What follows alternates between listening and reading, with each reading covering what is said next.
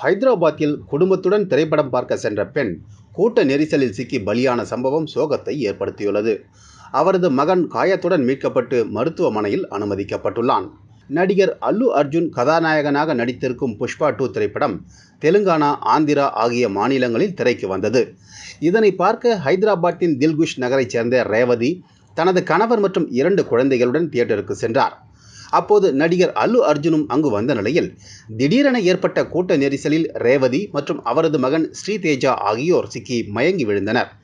இருவரையும் போலீசார் மீட்டு மருத்துவமனைக்கு கொண்டு சென்றார்கள். இதில் ரேவதி ஏற்கனவே இறந்துவிட்டதாக மருத்துவர்கள் தெரிவித்தனர்.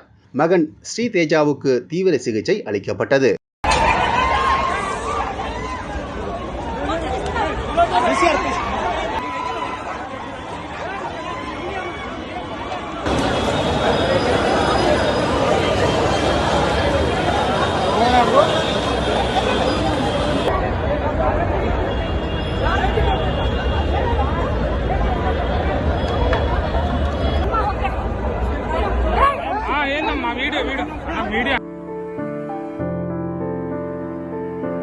உங்கள் ராசியின் டிசம்பர் மாத பலன்களை மிக துல்லியமாக தெரிந்து கொள்ளலாம்.